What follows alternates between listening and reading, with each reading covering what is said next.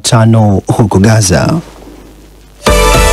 Bunge la Urusi laidhinisha mkataba wa uhusiano kati yake na Iran.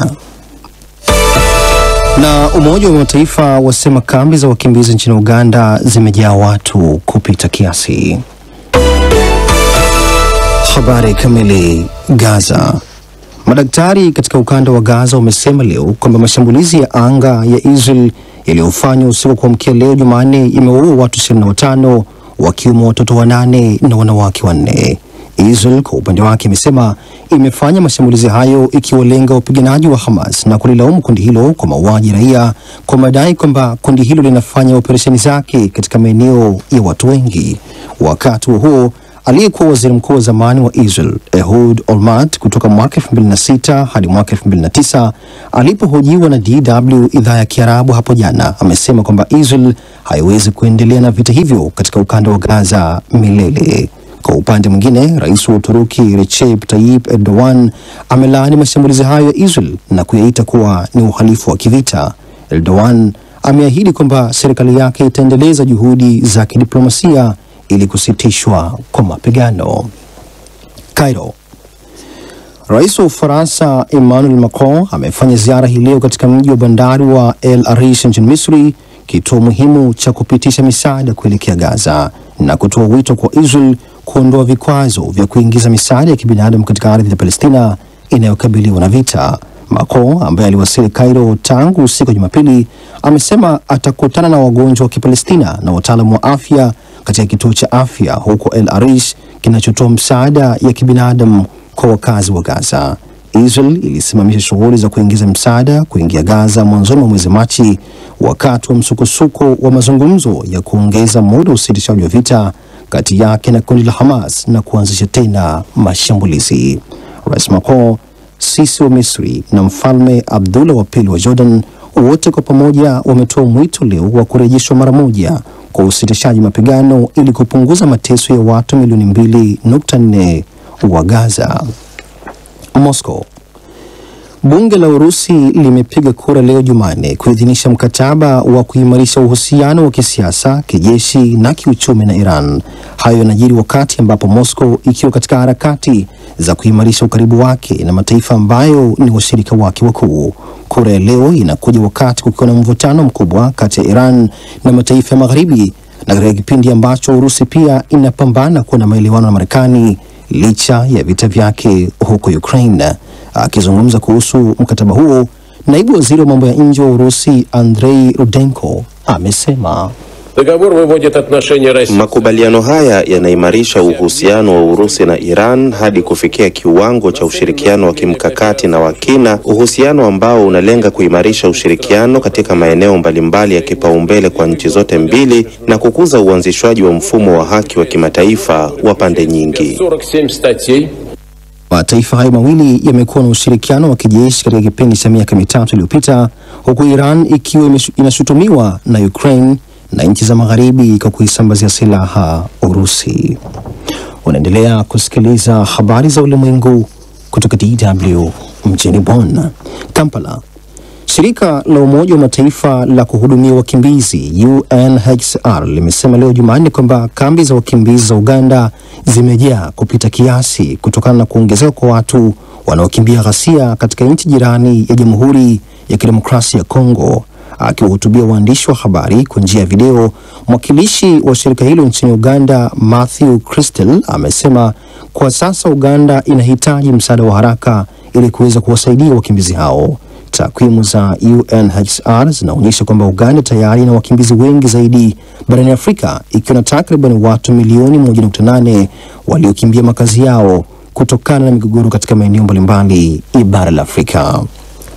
Na hatimaye Seoul. Korea Kusini itafanya uchaguzi wa rais wa mapema tarehe 3 mwezi Juni kumchagua rais mpya atakayechukua nafasi ya Yoon Suk Yeol, kiongozi aliyenyang'anywa madaraka kutokana na amri yake ya kijeshi aliyoitoa nchini humo mwishoni mwa mwaka uliopita. Rais anayekaimu Han Duck-soo ametoa tamko hilo siku 4 baada ya majaji wa mahakama ya katiba nchini Korea Kusini kukubaliana kwa kauli moja kuondolewa kwa Yoon kutoka madarakani. Hatua hiyo kwa mujibu wa katiba ya Korea Kusini ni lazima ifuatwe na uchaguzi ndani ya kipindi cha siku 60. Rais mpya atakayechaguliwa atatumikia kwa kipindi cha miaka 5 madarakani. Wakati huo vyama vya siasa nchini humo vinatarajiwa kuanza harakati za kuwachagua wagombea wa urais watakaowakilisha vyama vyao. Msikilizaji, huo ndio mwisho wa habari za ulimwengu kutoka DW mjini Bonn. DW Dunia Yetu leo jioni.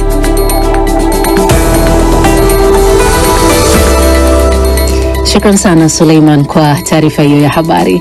Miongoni mwa yale tuliokuandalia jioni ya leo, watu wasiopungua 25 wauawa katika mashambulizi yaliyofanywa na Israel kwenye ukanda wa Gaza. Kipi kitarajiwe katika mazungumzo yanayotarajiwa kati ya Marekani na Iran kuhusu mpango wa nyuklia wa Iran?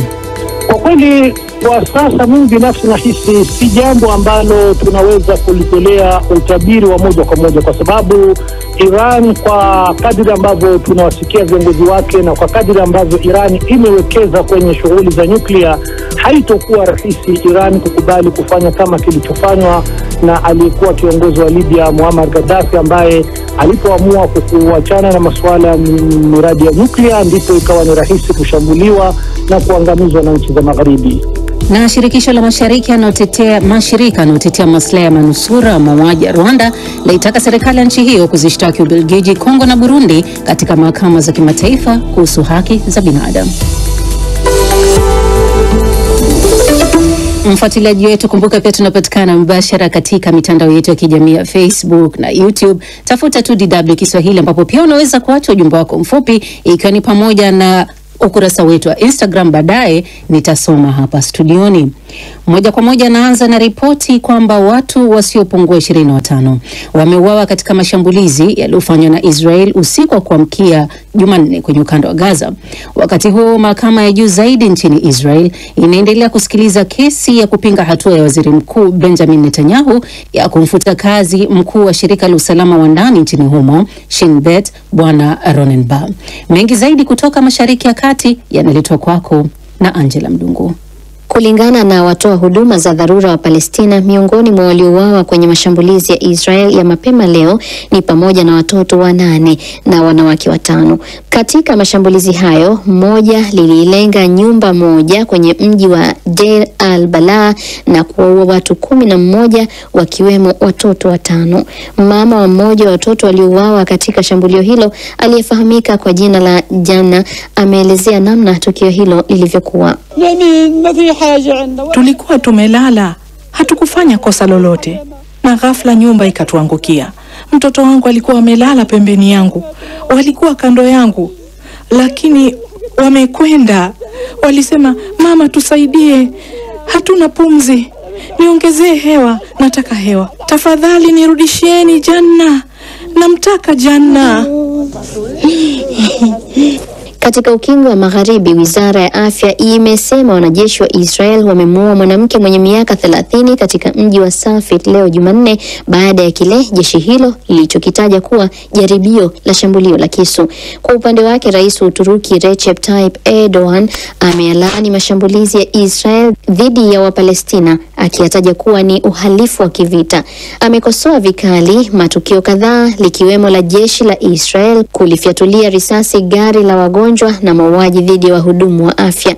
Akizungumza mjini Ankara, Erdogan amesema serikali yake itaendelea kufanya juhudi za kidiplomasia ili kuzuia mapigano katika ukanda wa Gaza. Mashambulizi haya yanajiri wakati Rais wa Ufaransa Emmanuel Macron ameutembelea mji wa bandari wa El Arish wa Misri, ambao ni kituo muhimu cha kupitisha misaada inayopelekwa ukanda wa Gaza. Ameifanya ziara hiyo kwa madhumuni ya kutoa wito kwa Israel kufungua vivuko vya kupitisha misaada na kuitaka iruhusu misaada ya kiutu kuingia kwenye ukanda huo. Katika hatua nyingine, mahakama ya juu ya Israel imeanza kusikiliza kesi ya pingamizi dhidi ya uamuzi wa waziri mkuu Benjamin Netanyahu wa kumfuta kazi mkuu wa shirika la usalama wa ndani la Shin Bet, Ronen Bar. Maandamano ya raia ya kuipinga hatua hiyo yameshuhudiwa ndani na nje ya mahakama. Mwezi uliopita, Netanyahu alitangaza kuwa serikali yake kwa sauti moja imeidhinisha kumfuta kazi Bar kutoka kutokana na kukosa imani naye na kumtaka aondoke kwenye nafasi yake ifikapo Aprili 10. Shukran sana Angela Mdungu kwa ripoti hiyo. Iran na Marekani zinatarajiwa kufanya mazungumzo siku ya Jumamosi nchini Oman katika juhudi za kuanzisha upya majadiliano kuhusu mpango wa nyuklia wa Iran. Lakini hata kabla ya kuanza kwa mazungumzo hayo, kuna hali ya sintofahamu kuhusu jinsi mazungumzo hayo yatakavyofanyika. Rais wa Marekani Donald Trump anasisitiza kuwa mazungumzo hayo yatakuwa moja kwa moja na Iran, lakini kwa upande wake, waziri wa mambo ya nje wa Iran Abbas Araghchi amesema hayatakuwa ya moja kwa moja, bali yatafanyika chini ya usimamizi wa mpatanishi ambaye atapitisha ujumbe kwa mjumbe wa Marekani katika Mashariki ya Kati Steve Witkoff. Kupata picha kamili kuhusu hali hii nimezungumza na Abdul Fattah Musa, mchambuzi wa siasa za ukanda wa Mashariki ya Kati, ambaye ameanza kwa kuzungumzia kubadilika kwa msimamo mgumu wa Trump dhidi ya Iran. Msimamo ambao Rais Donald Trump ameutangaza, tunaweza kwa upande mmoja tukahisi kwamba ni hatua ya kulegeza msimamo serikali ya Trump, lakini kwa upande mwingine tutaweza kuiangalia swala hili kama ni hatua ambayo lengo lake hasa ni kutaka kwa njia za kidiplomasia kuilazimisha Iran iamue kuvunja au kuondoa azma yake ya kunufaika na teknolojia ya nyuklia kwa malengo ya amani, kwa sababu hilo ndilo swala ambalo muitifaki mkuu wa Marekani Israel imekuwa ikilipigania siku zote, kwa kuituhumu Iran kwamba lengo lake hasa ni kutaka kuunda silaha za nyuklia, ingawa Iran yenyewe imekuwa ikikanusha kila mara madai hayo. Ni kweli Iran imekuwa ikikanusha madai hayo, lakini kipi kinaitia wasiwasi zaidi Marekani licha ya msisitizo wa Iran kwamba hapana, sisi hatuelekei njia ya kutengeza silaha za nyuklia? Inaonekana ni suala zima la mlingano wa nguvu katika eneo hili la Mashariki ya Kati, kwa sababu Israel inajulikana kwamba imekataa hadi sasa kusaini mkataba wa NPT wa kuzuia uenezaji na uundaji wa silaha za nyuklia, mkataba ambao Irani ni moja kati ya nchi wanachama. Kwa msingi huo, Marekani yenyewe inapendelea katika eneo hili la Mashariki ya Kati, kama kutakuwepo na nchi au dola ambalo linamiliki silaha za nyuklia, basi dola hilo libaki kuwa ni Israel kwa ajili ya maslahi ya mlingano wa kijeshi wa Marekani katika eneo hilo. Tunaona tangazo la Trump la mazungumzo haya ambayo yanatarajiwa siku ya Jumamosi limekuja baada ya ziara ya Netanyahu Washington. Unadhani Israeli imehusika kwa namna yoyote ile katika uamuzi wa Marekani? Bila shaka yote Israel au waziri mkuu wake hasa Netanyahu atakuwa amehusika katika suala hili, kwa sababu msimamo wake kama nilivyotangulia kueleza ni kwamba wao wamekuwa wanatafuta kisingizio cha kuanzisha mashambulio ya kijeshi dhidi ya Iran kwa tuhuma hizo kwamba Iran ina nia ya kuunda silaha za nyuklia.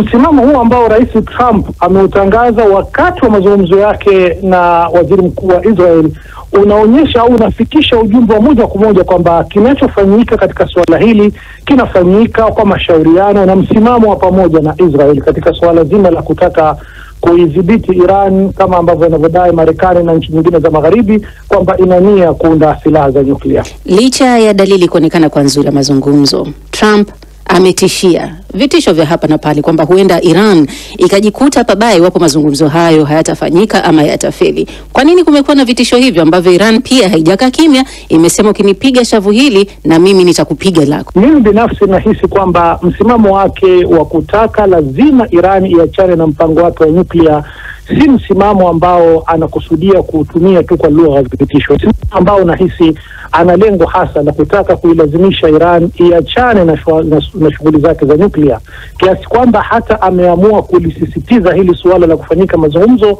kwamba liwe limeshaanza au limeshafikiwa mwafaka ndani ya kipindi kifupi cha miezi miwili. Hatuwezi kusema kwamba ni vitisho vya maneno matupu. Huenda suala hili likapelekea baadaye kuzuka mivutano ya kijeshi kati ya Marekani na Israel kwa upande mmoja na Iran kwa upande wa pili. Sasa kipi kitarajiwe? Kwa kweli kwa sasa mimi binafsi nahisi si jambo ambalo tunaweza kulitolea utabiri wa moja kwa moja, kwa sababu Iran, kwa kadiri ambavyo tunawasikia viongozi wake na kwa kadiri ambavyo Iran imewekeza kwenye shughuli za nyuklia, haitokuwa rahisi Iran kukubali kufanya kama kilichofanywa na aliyekuwa kiongozi wa Libya Muammar Gaddafi, ambaye alipoamua kuachana na masuala ya miradi ya nyuklia ndipo ikawa ni rahisi kushambuliwa na kuangamizwa na nchi za Magharibi. Ni Abdul Fattah Musa, huyo mchambuzi wa siasa za ukanda wa Mashariki ya Kati. DW tunavuma kwa kishindo.